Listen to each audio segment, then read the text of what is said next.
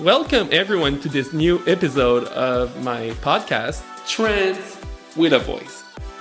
Today I have the pleasure to welcome Fae Johnstone, a trans woman now living in Ottawa.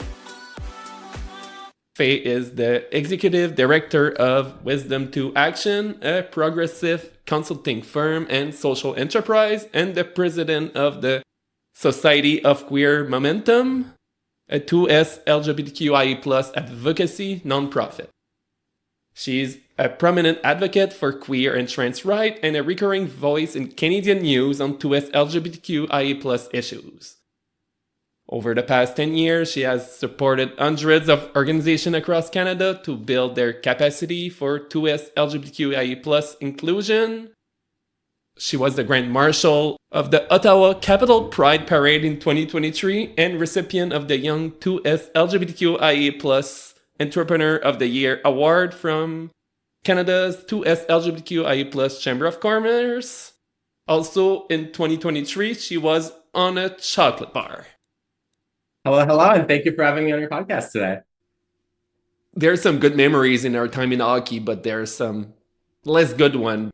I understand more why people were behaving in a certain way. It doesn't justify their behavior, but that's the way we grew up with that toxic masculinity, and it's hard to break that cycle. It's one of my favorite, and maybe this is I've been out as a trans gal for more than 20 minutes now, but I still, I'm still a 28-year-old, so no one couched this through those trans elders with more knowledge, experience, and nuance than I do. But I actually feel like I have benefited from understanding the what and the where the bad stuff comes from. When it comes to my time in hockey, but also just everything else, right? When I go to a tiny little town, I'm probably the first human who looks like me that a lot of these folks have really seen. And there's a line where it's okay, now you're being bad and there's a problem here. But many folks are just adjusting. And even when they are expressing icky and bad, if I were to take each and every incident of a person being weird to me as a devastating offense, I would be curled up on under a rock, and I wouldn't have any hair left on my head. And what was there would be gray, and my face would not be what it is today. And that's not to forgive the bad guys or the bigotry or the homophobia or the transphobia, but rather it's to realize, to me at least, and it's helped me, not everyone has been in these places and spaces. Not everyone has had these conversations. And a lot of us have been taught horrible things about those who are different than we are. And we will be unwilling but not passive agents of that ickiness. But also a lot of folks who say icky things in many contexts. We can actually have a conversation. I love being the trans gal in tiny places where they haven't met a trans gal. And I love being at the diner and just chatting with the gal who hasn't talked to someone like me. I love when I go into churches with older folks and I'm like, hi, this isn't a threat. It's just difference. I remember I had a conversation with another of my guests, and we talk about the power of conversations and how conversation are the way to get out of this wave of transphobia we're seeing right now. Because the only way is to talk. It's not to be polarized on certain position. It's to really talk and to explain why, as trans people, we ask for certain rights and why they are human rights. They are not, I would say, a religion, or they are not a choice. It's what we need to live. I think this is where we have to understand the playing field that we're playing on, right? So let's remember first that, North America spent a long time trying to say this is what a good person looks like and this is what a bad person looks like. This is what we value. And they would contrast the good thing by showing you all of the bad thing. You have to be a strong man because otherwise you're that gay kid we call slurs in the corner. That's a 21st century homophobia. But you go back a couple decades and it was just as bad and worse.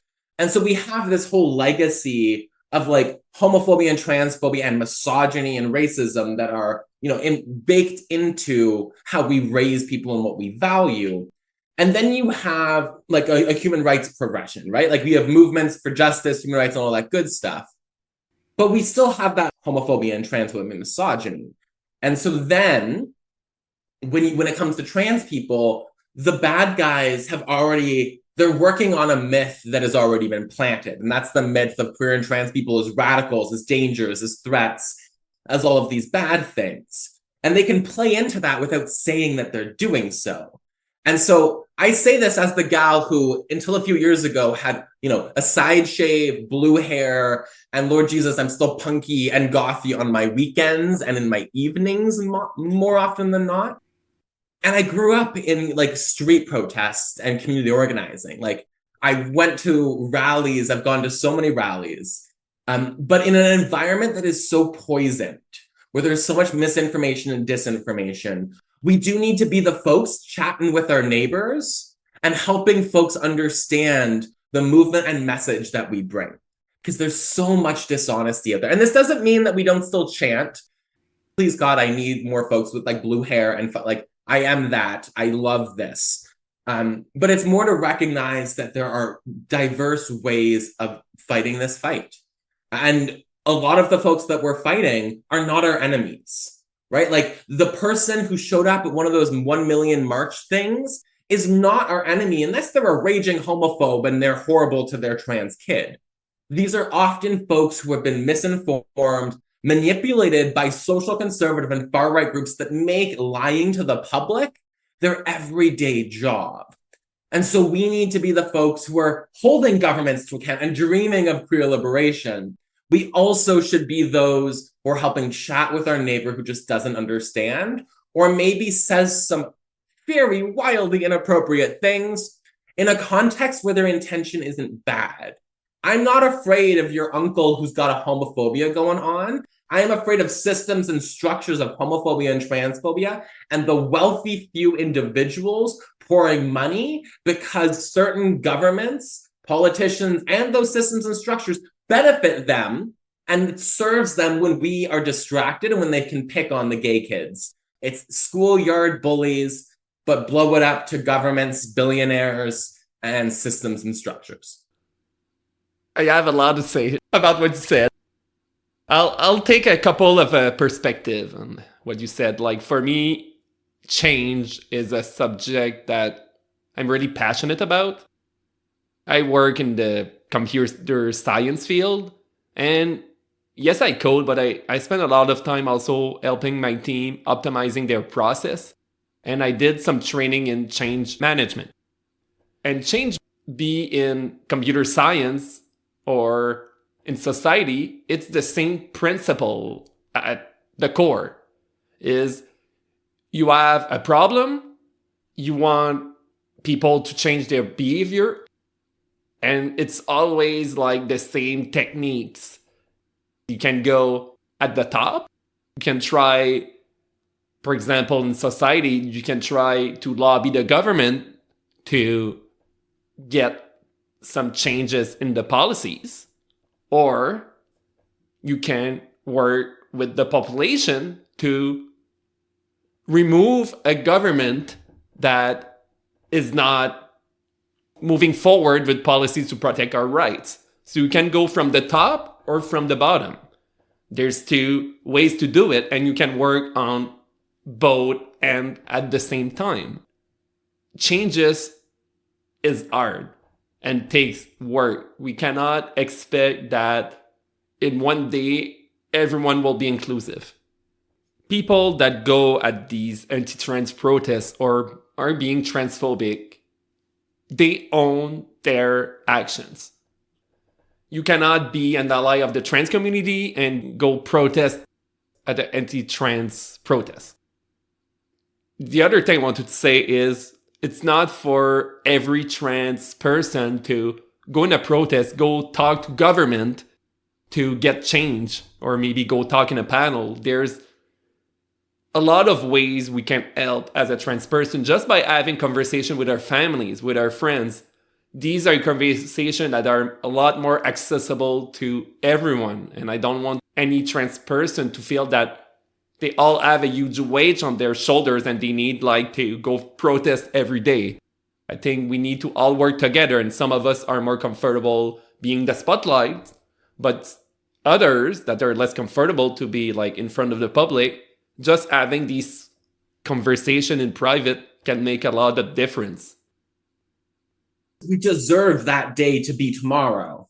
And we do, right? Like it is, I don't want to undersell, like it is the everyday burden of living in this country, in this land as a queer and trans person is impossible to tolerate, and yet we must.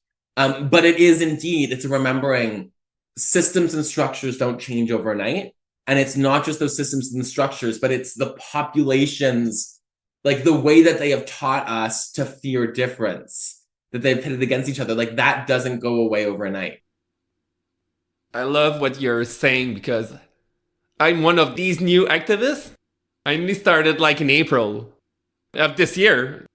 It's pretty recent. And when you start, it's easy to get overwhelmed. I started 2 weeks before the review of Policy 713.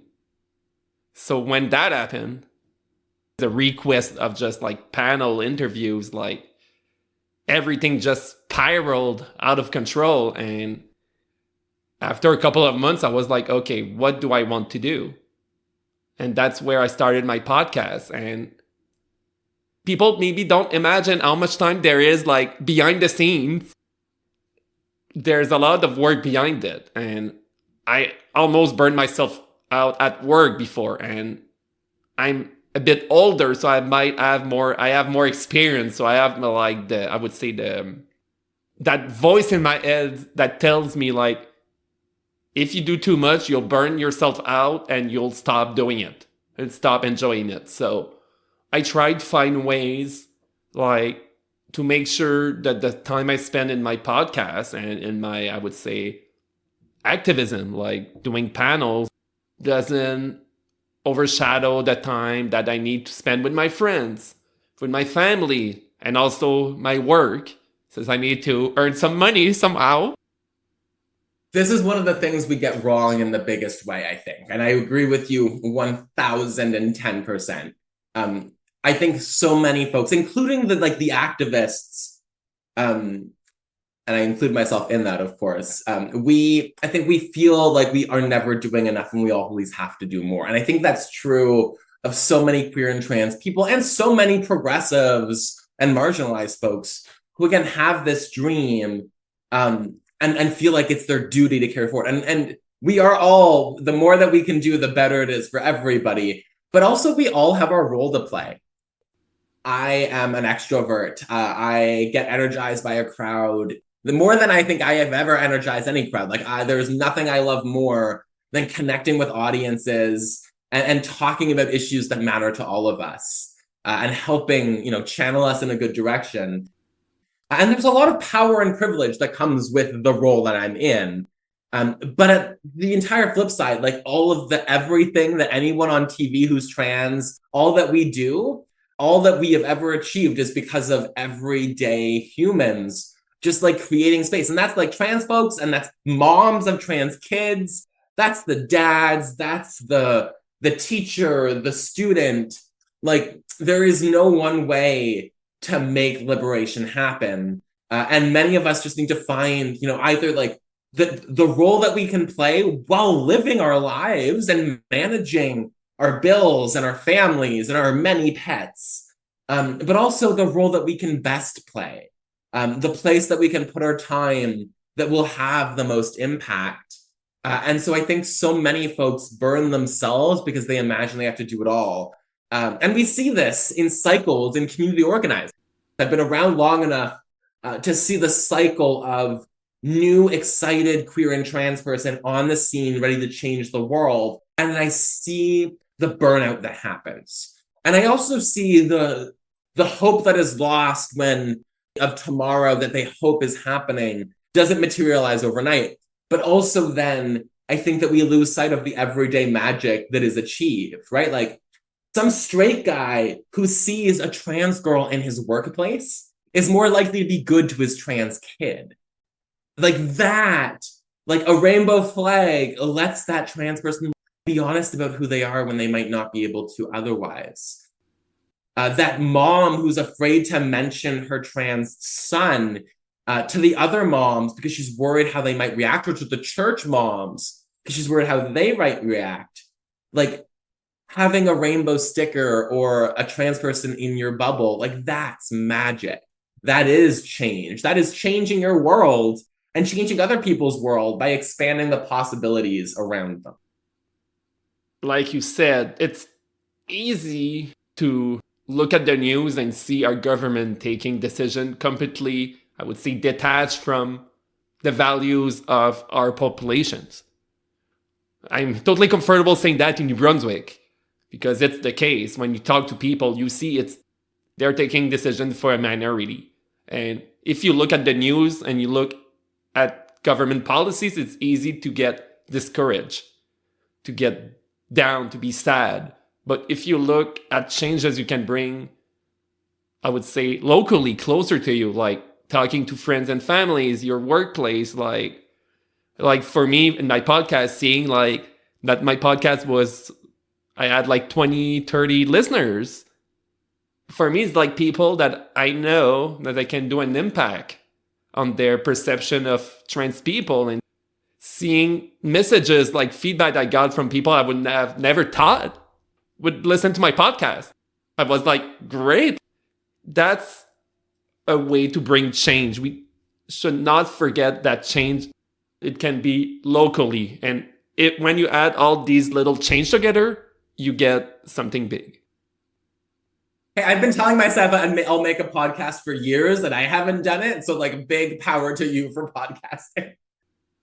All of my activism happens like mostly outside of my actual job. And that is like managing and maintaining, but it is like we have to, like, even like doing a podcast humanizes trans people, right? Like people have so many absurd impressions about us, and there is such power in just like a conversation between trans people. Like, and this is like, especially now, I've been saying for a while, like we need to get into the business of telling stories again, because the public's understanding of trans people is so wildly different from the beautiful, powerful community that I see, from like, again, like from the 12-year-old trans kid who's just figuring out who they are, all the way up to the 80-year-old trans person who came out 2 seconds ago and is going on a shockingly similar journey. Like, I love all that trans people have offered the world.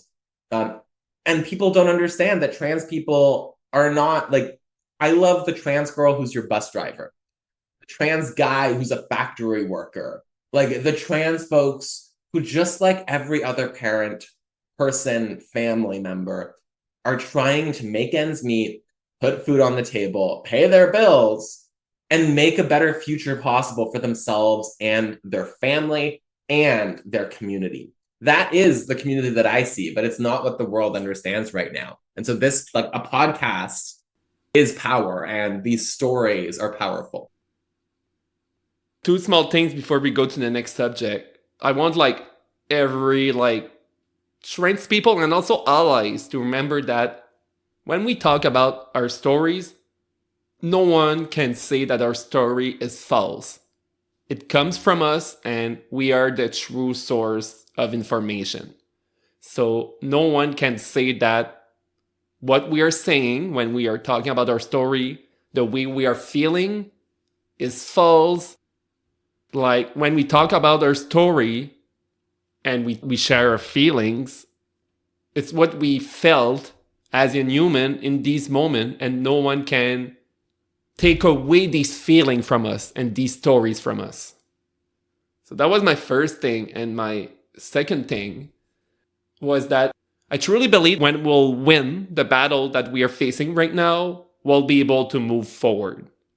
And because the trans community has become mainstream now. And that's why we have seen also all that hate. Because there's so many trans people now in the public spotlight that they cannot like forget us anymore. We are not in the shadows anymore. We are in society and will always be there. So I truly feel that when we'll win this fight and we'll get the silent majority to really understand what we truly need, we'll move forward. Absolutely. And you know what else I would say? I think it's important to remember why the moment we're in today is happening now. And a big part of that, and I smile when I remind myself of this, is that the homophobes and the transphobes have lost every single damn battle for 50 plus years. We won gay civil rights. We won marriage equality. We won trans rights, and we banned conversion therapy. We have changed the world for queer and trans people and for men and women of all sorts. We have created a world that is freer, that is more dignified, that is more inclusive and respectful. And these folks coming for us right now, they are terrified of the world that we are making possible. But right now, what they're doing is they're taking advantage of a few things. They're taking advantage of an economic crisis. They're taking advantage of widespread misinformation and disinformation coming from hate groups and infiltrating the mainstream. And then they're taking advantage of new slogans and a hope that they can use the anger that a lot of folks feel in a world that is so unfair to so many of us. They use that anger to gain power while pitting communities against each other. They benefit when we're afraid. They benefit when we're divided. But we have won every battle for 50 years. And though these next few years will be hard, and I firmly believe that, and it breaks my heart just to think about that, and to think about how hard this year has been. I know that we're waking up to this, and it's gonna, we're a little bit rusty. I do think we are. We haven't had a big battle on queer and trans rights issues in Canada in 20 years. I say that honoring all of the little battles and honoring the big moments. But we won trans rights, we won conversion therapy, and most of Canada didn't notice. This is the first time in 20 years that the world is awake to queer and trans issues in a different kind of way. And so we need to shift into gear. We need to be ready for politicians picking on us. We need to be ready for hate to be more normal. But we also need to lean in. We need to lean in by having those conversations you alluded to. We need to lean in by chatting with our neighbors. But we also need to lean in by remembering that they win when we feel bad about ourselves. The concepts of queer and trans joy could not be more important. I like to tell folks I'm going out to more gay bars and drag shows than ever before because community fills me up and we have so much culture and creation to show. And so folks need to be ready for that too, to take time for themselves while dreaming of that better tomorrow and remembering that we don't need to cower here. We need to be defiant and we need to hit the ground running because tomorrow is gonna be a better day and we can make it even better than they could imagine. And they need us in society. They need trans people to have jobs. They need trans people to be involved in community. We are a couple of % of the population. It's just going to be better for everyone if the world is inclusive. A piece of optimism for me in this is, we're relearning things very quickly. It sucks that we have to relearn how to do some of this stuff, but we're going to build a vehicle here that will propel us further than folks imagine possible. And that is what gives me hope is I don't want to just defend where we are today. I'm tired of how bad today is. I am ready for that better tomorrow. And I firmly believe that we will rise to this moment, deflect these attacks from hate mongers, and be able to make that better, more equal future possible. Because our ideas are better than theirs. We are the movement of equity, of freedom, of dignity. We are the movement that imagines that no one should be cast out of their home because of who they are. We are a movement that everyone can get behind, and they're going to. Because they have hate and fear, we have unity and a better tomorrow. And I think we could go for hours just explaining example of measures to help the trans community that benefit everyone. There's a lot of measures that benefit women because a lot of the I would say the policies or things we need are linked with oppression against women, for example. And so there's a lot of links to do, and it's just better for everyone to be inclusive. Like transphobia and misogyny are impossible to separate from one another. A world that hates trans people is not a world that is good to women. A world that hates trans people is not a world that is good to queer or gay folks. I am in the fight for my 2% of the population community. Yes, I am in the fight for a world where no trans person is homeless. I am also in the fight where every single darn person across Canada is free of gender-based oppression and fuckery. From the straight guy who is taught that he can't be himself because being feminine is a bad thing, to the straight woman who has been pressured to look a certain way and has to deal with sexist comments from male colleagues because she's over the age of 40, from the butch lesbian who loves gals and doesn't understand why no one seems to talk about queer woman. We are in this for so much more than just ourselves. This is, it's about a better tomorrow for everybody. Homophobia and transphobia is bad for everybody. Before we end, I would like you to tell our listeners how they can learn more about you and what you do and how to reach you. Oh yeah. So first, thank you so much for having me on. This has been a blast. I spend too much of my time with straight people and cis people in this work, and this has been rejuvenating. So thank you. If folks want to support my work, you can find me on Twitter at Fae Johnstone, on Instagram at Fading Away. But I would really encourage you, first and foremost, to go to www.momentumcanada.net/join and sign our newsletter. We are trying to rally queer and trans folks and our pals all across this country to fight this moment and dream a better tomorrow into reality for queer and trans people. And we need you on our newsletter so we can help you play your part in that. Perfect. I'll put all these links in the show notes. A big thank you, Faye, for being on the podcast. It was an amazing experience, and I'm sure you'll be back soon. Wonderful. Thank you so much. Finally, I invite you to subscribe to my podcast on Apple Podcasts, Amazon Music, Spotify, or Google Podcasts, and to follow Trans with a Voice on Facebook and Instagram. Don't forget that a society that is more inclusive to the transgender community is better for everyone. Thanks, and see you next time.